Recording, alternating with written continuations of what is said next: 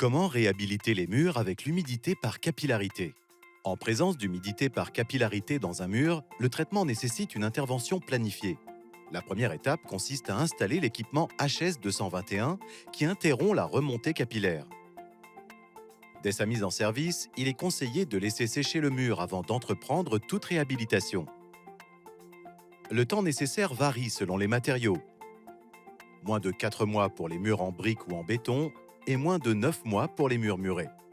Pendant ce temps, il est fréquent que des éraflures se produisent dans la peinture et que le plâtre se dégrade en raison du séchage. Lorsque le mur est complètement sec, on procède à l'assainissement de la surface. La première étape consiste à éliminer le salpêtre visible qui se présente sous forme d'efflorescence blanche.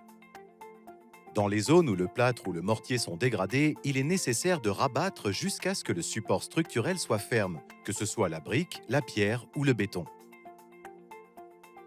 Une fois les résidus de matériaux affectés éliminés, les zones traitées sont humidifiées pour améliorer l'adhérence du nouveau revêtement. On applique ensuite du mortier à la chaux en le lançant contre le mur à l'aide d'une pelle ou d'un système mécanique. La surface est lissée avec une règle, sans exercer de pression excessive pour ne pas réduire la porosité du matériau. L'épaisseur recommandée est d'1 à 2 cm. Si vous souhaitez une finition plus fine, vous pouvez appliquer une couche de mortier supplémentaire à la chaux, lissée doucement avec une éponge. Une fois le mortier sec, le processus se termine par l'application d'une peinture au silicate, une option respirante compatible avec les systèmes anti-humidité.